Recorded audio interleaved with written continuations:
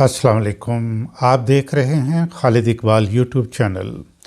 ناظرین، وطن عزیز کی تاریخ میں ایک اور سیاہ اور شرمناک دن کا اضافہ۔ سیالکوٹ کے قریب واقع ایک گارمنٹ فیکٹری کے سری لنکن مینیجر کو فیکٹری کے ملازمین نے بہیمانہ تشدد کر کے قتل کرنے کے بعد لاش کو آگ لگا دی۔ یوں یہ ملازمین اسلام کی تعلیمات کہ لاش کی بے حرمتی نہ کرو کا مذاق اڑاتے رہے۔ ان ملازمین نے دو جرم کیے، ایک قتل کیا اور پھر لاش کی بے حرمتی کی۔ سورہ المائدہ آیت 32 میں اللہ تعالیٰ کا فرمان ہے، جس نے کسی ایک کو قتل کیا گویا اس نے تمام انسانوں کو قتل کیا، اور جس نے کسی ایک کی جان بچائی گویا اس نے تمام انسانوں کی جان بچائی۔ ناظرین، پاکستان میں اس نوعیت کا یہ پہلا واقعہ نہیں، اس سے پہلے بھی ایسے واقعات ہو چکے ہیں۔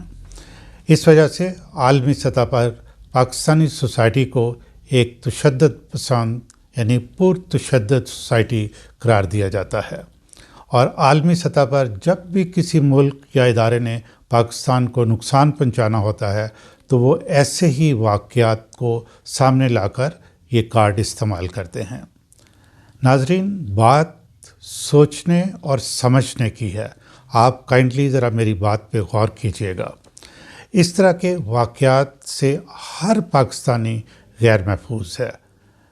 جس بھی ملک میں کسی ہجوم کے سامنے جب ریاست بے بس ہو تو پھر اسے ریاست نہیں کہا جا سکتا، اسے انسانوں کا مسکن بھی نہیں کہا جا سکتا۔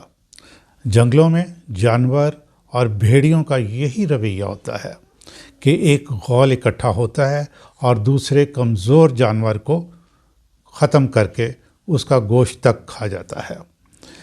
تو بتائیں کہ یہ سیالکوٹ کا جو واقعہ ہے یہ جانوروں کے واقعہ سے کس طرح مختلف ہے۔ ریاست کا ایک ادارہ جسے پولیس کہتے ہیں، وہ وقت پر پہنچا لیکن اس نے کوئی کارروائی نہیں کی، کسی قسم کا وہ ایکشن لینے میں ناکام رہے۔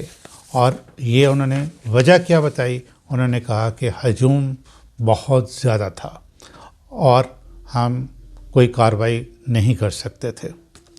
حضور، تمام پولیس کے اعلیٰ افسران کو یہ میں بتا دوں کہ وہ کیا کر سکتے تھے اس وقت، وہ ہوائی فائر کر سکتے تھے، اسپیکر استعمال کرتے ہوئے ان کو وارننگ دے سکتے تھے، واٹر کینن منگوا سکتے تھے، آنسو گیس پھینک سکتے تھے، ہجوم کی توجہ کم از کم ہٹا سکتے تھے۔ اس سے شاید اس کی جان بچ جاتی، اور پھر کم از کم دنیا تو دیکھتی کہ ریاست کا ایک ادارہ جو پولیس ہے وہ اس کی جان بچانے کے لیے پوری کوشش کر رہے ہیں۔ لیکن جب سے وکلا نے پولیس کو مارا ہے اور وکلا کے خلاف کوئی کارروائی نہیں ہوئی، تب سے پولیس کی یہ اسٹریٹجی ہے کہ حادثہ ہونے دو اور اس کے بعد جا کے کارروائی کرو۔ یہ واقعہ بہت زیادہ خطرناک ہے۔ جس کا دل چاہے گا وہ دوسرے کو قتل کر دے گا اور چند لوگوں کو اکٹھا کر کے لبیک لبیک کے نعرے لگانا شروع کر دے گا۔ میں اپنی بہت سی ویڈیوز میں کہہ چکا ہوں کہ ریاست کی ریٹ پچھلے 30-40 سال سے کمزور تر ہوتی جا رہی ہے اور اس وقت بہت زیادہ کمزور ہو چکی ہے۔ اس لیے ہمیں اب نظام بدلنا ہوگا، کیونکہ یہ پارلیمانی فارم آف جمہوریت کے ساتھ اب ریاست کی ریٹ جو ہے وہ سٹرونگ نہیں ہو سکتی۔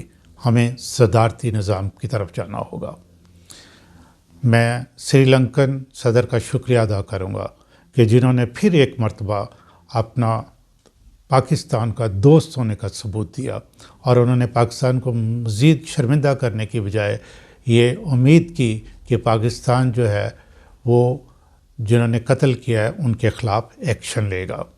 میں گورنمنٹ آف پاکستان کو یہ ریکمینڈ کروں گا کہ وہ سری لنکن مینیجر کی جو بیوہ ہے اس کو کمپنسیشن دے۔ اور ناظرین، میں آپ کو بتا دوں کہ سری لنکن لوگ پاکستانی لوگوں سے بہت زیادہ محبت کرتے ہیں۔ دنیا میں سب سے زیادہ لوگ جو ہیں یہ جو آنکھوں کا عطیہ کرتے ہیں مرنے کے بعد، تقریباً 20,000 کے قریب آنکھیں سری لنکا پاکستان بیچ چکا ہے، اور جو لوگ اندھے تھے، دیکھ نہیں سکتے تھے، ان کو انہوں نے زندگی دی، روشنی دکھائی۔ اور پھر میں آپ کو یہ بتا دوں کہ جب چند سال پہلے ڈنگی آیا تھا اور یہاں بے شمار اموات ہوئی تھی، تو سری لنکا نے خود پاکستان کو آفر کی کہ چونکہ وہ اس سے ڈیل کر چکے ہیں تو وہ آ کے بتاتے ہیں کہ کیسے بچاؤ کر سکتے ہیں، تو انہوں نے بے شمار پاکستانیوں کو مرنے سے بچایا۔ پھر کرکٹ، آپ کو معلوم ہے کہ کرکٹ ٹیم سری لنکا کی ہی تھی کہ جس پر حملہ ہوا اور پاکستان میں کرکٹ، انٹرنیشنل کرکٹ ختم ہو گئی۔ پھر انہوں نے یہاں کرکٹ کی بحالی کے لیے قربانی دی، سب سے پہلے وہ آئے، اور پاکستان کی وہ کتنی زیادہ مدد کرتے ہیں یہ ہمیں سمجھنا چاہیے۔ اور میں امید کرتا ہوں کہ یہ جتنے لوگ قتل کرنے والے ہیں، اب وہ ہمارے عدالتی نظام کے وہ اس چکر میں نہیں پڑ جائیں گے، اور جلدی دنیا کو دکھایا جائے گا کہ ہم نے کیسے انصاف کیا ہے۔ اور میں یہ ویڈیو ختم کر رہا ہوں حبیب جالب کی اس نظم پہ: ناموس کے جھوٹے رکھوالو، بے جرم ستم کرنے والو، کیا سیرت نبوی جانتے ہو؟ کیا دین کو سمجھا ہے تم نے؟ کیا یاد بھی ہے پیغام نبی؟ کیا نبی کی بات بھی مانتے ہو؟ یوں جانے لو، یوں ظلم کرو، کیا یہ قرآن میں آیا تھا؟ اس رحمت عالم نے تم کو کیا یہ اسلام سکھایا تھا؟ لاشوں پر پتھر برسانا، کیا یہ ایمان کا حصہ ہے؟ الزام لگاؤ، مار بھی دو، دامن سے مٹی جھاڑ بھی دو، مسلمان کبھی کہلاؤ اور پھر ماؤں کی گود اجاڑ بھی دو۔ تم سے نہ کوئی سوال کرے، نہ ظلم کو جرم خیال کرے، اس دیس میں جو بھی جب چاہے لاشوں کو یوں پامال کرے۔ لیکن تم اتنا یاد رکھو، وہ وقت بھی آنا ہے جس کے نام پر ظلم کیا، اس ذات کے آگے جانا ہے۔